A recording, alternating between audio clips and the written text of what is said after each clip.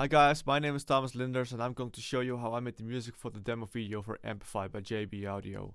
And hopefully this will help you on your way in creating awesome music with MPEfy. For you guys who don't know, MPEfy is a plugin that makes it possible to play any of your favorite soft synth plugins in combination with the Roly keyboard controllers and the MPE technology. Keyboards are amazing tools, but the problem with these controllers is that you can only control plugins that are specifically designed to be compatible with the MPE technology. But luckily JB Audio created a plugin that is used as a bridge between Roly's technology and any other of your favorite plugins. In the demo video, I demonstrated MPEfy with Sylenth1. Sylenth1 is one of the best and most favorite soft synths around the world, but originally it is not compatible with the MPE technology. And I'm going to show you guys how I used MPEfy to still be able to play with Sylenth1 or any other plugin of your choice. So yeah, let's get started. Let's first set up a new instance of MPEfy. So I'm going to open up. I got it loaded in already here. Here you have the main screen. First of all, you have to load in the plugin you want to use. You can load it right here. If it's your first time, you have to scan your plugins right here. You can do that. I already did that, so I have Sylenth1 over here. I can just load it in. Alright, so now I have Sylenth1 loaded in. You can open it here. It's on my other screen right here. So I got Sylenth1. First thing you need to check is the pitch bend settings. You have to make sure the settings in MPEfy are the same as in your plugin and your Roly settings as well. You can find MPE in your Roly dashboard, but the standard is 48. And the plugin, you can check that in your plugin of choice. But in Sylenth1 it's over here, the pitch bend range. And you can see this one is set to 3, this one is set to 2. I'd like to set both of them to 12, so I have a pitch range of an octave. So let's do that over here. So now they're in sync. I can show you guys, you can't hear it right now because of the way I recorded this, but when you see I press a button, let's look like this, and I go up, and you see the pitch bend changing as well. Okay, the next thing we can choose is the amount of voices we'd like to use right here. The amount of voices stands for how many notes you can play at the same time. One being like a mono synth, it's like, but you can play with up to 16 voices. MPEfy uses different instances for all of your voices in the background. So the one open up is, I think, like number 1. It's like one of the voices. Which means that if you change something in your plugin right here, you need to update the voices. You can do that with this button. You can update voices, and then all of the instances will change according to the changes you made. So make sure every time you change something in your plugin, you click on update voices, so all your instances of your plugin will have the same settings.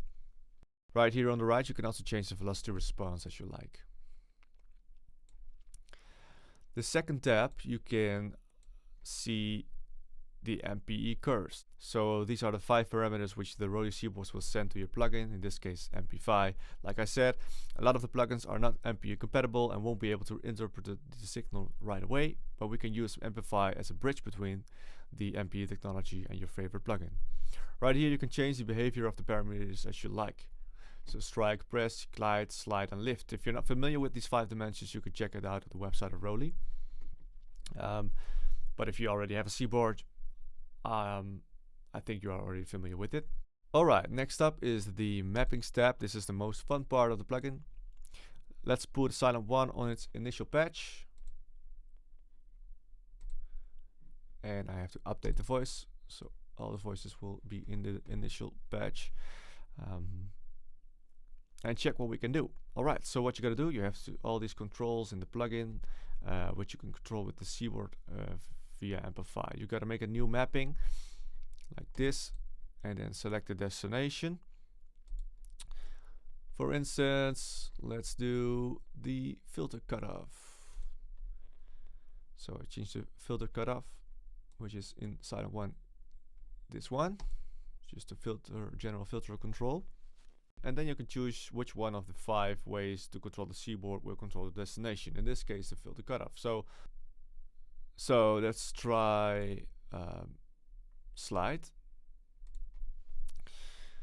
What happens is when you play the note, you can hear and see the note you're playing. So when I slide like this, you see that the filter cutoff will change.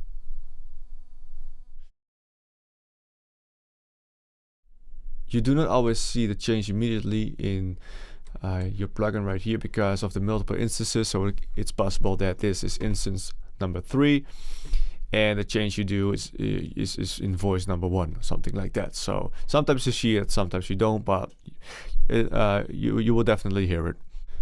All right, let's do another one. Let's select the reverb. It's somewhere down here, and this is also just really cool that the MPEfy will see the possible destinations for Sylenth1 immediately. That's what when you scan it, it sees all the ways your plugin can be changed with MIDI. So so the reverb dry wet, for instance, and let's use lift. So lift is when you release your keyboard. If you do it fast, it will have a high value. If you do it slowly, it will have a low value. So this is a really cool way to have a lot of reverb when you make a quick move, and a little reverb when you play really softly. It's a cool effect, but you can do anything you like. You can play around with all the destinations and the 5 parameters of the keyboard and be really creative with it. Okay, so in my project for the demo, you hear a pad in the intro. Let's open that one up. You see I did a filter cutoff mapping when sliding. So going up or down, you'll see the cutoff change when I play something like this.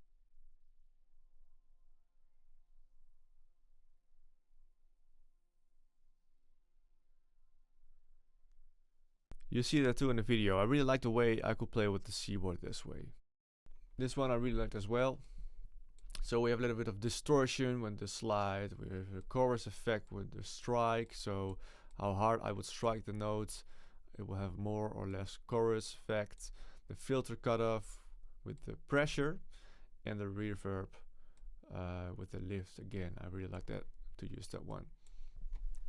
And yeah, what's really cool about the pressure one is as well, you can see that down here. Maybe you already saw it, but you can see the circle that stands for the pressure, and it's getting bigger and bigger when I press more, and smaller when I press less. And you see that effect right here as well.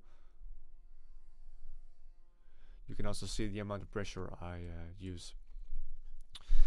Alright, so the plugin is pretty simple to use, but it gives you so many possibilities with playing with the Rode keyboard and your favorite plugins. Alright, that's it for me. If you have any questions, you can always check out the website of JB Audio.